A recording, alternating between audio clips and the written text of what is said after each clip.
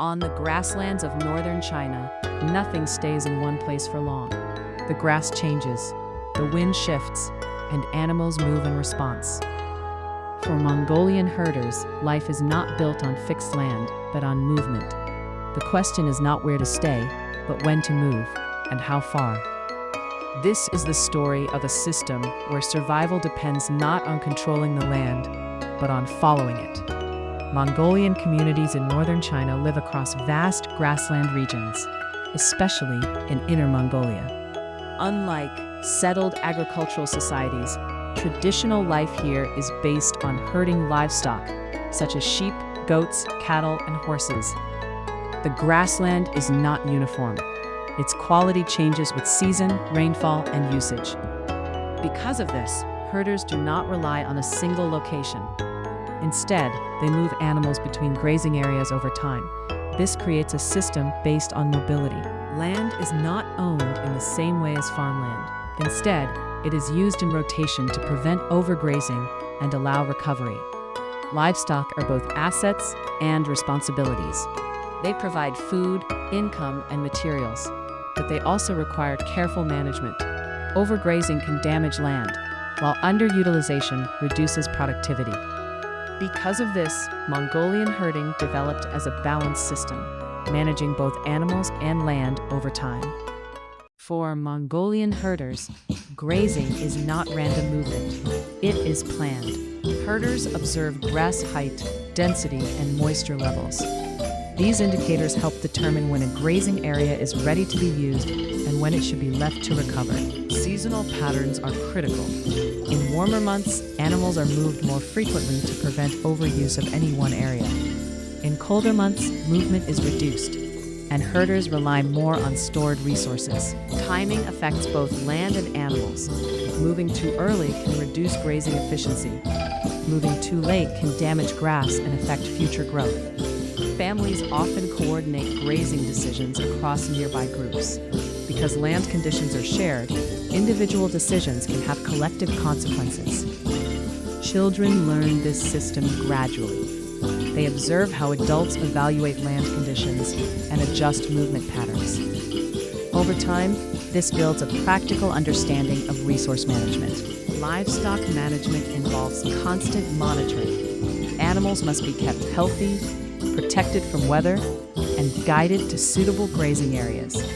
Different animals require different conditions.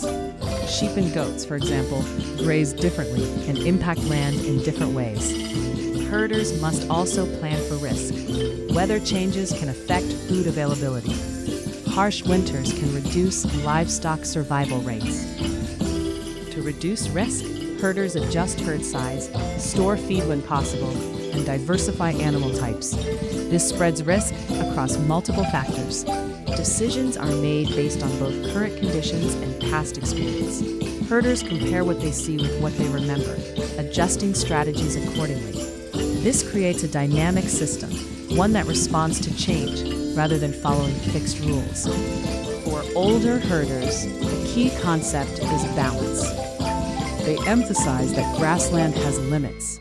Taking too much from one area reduces its ability to recover. This affects not only the present season, but future ones. Elders often describe good herding as knowing when not to act, when to leave an area unused, even if it appears available. From their perspective, the challenge today is increased pressure. Changes in land use, climate, and economic expectations can push herders to prioritize short-term gain.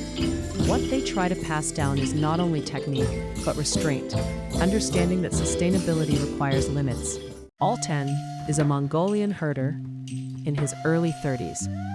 His family has managed livestock on the grasslands for generations. As a child, Alten learned how to care for animals, observe grass conditions, and assist in seasonal movement. These tasks required attention and repetition. Later, Alten explored work outside the grassland economy. However, he returned to continue working with his family. Today, Alten combines traditional herding with modern tools. He uses vehicles for transportation and communication tools to monitor conditions more efficiently. At the same time, he continues to rely on traditional knowledge for decision-making. He observes land conditions, adjusts movement, and manages herd size carefully. For Alton, the goal is not to replace traditional systems, but to make them more efficient. Modern economic systems have introduced new pressures to grassland life. Market demand can encourage higher production, which may conflict with sustainable grazing practices. Infrastructure changes can also affect traditional movement patterns. Because of this, herders must balance economic opportunity with environmental limits. Some diversify income sources, others adjust herd size or grazing patterns. These decisions require careful consideration. In this context, cultural practices continue to function as management tools, helping herders balance short-term needs with long-term sustainability. On the grassland, nothing stays still. The land changes, the animals move, and people move with them. For Mongolian herders, survival is not about holding ground, but about knowing when to move and when to stop.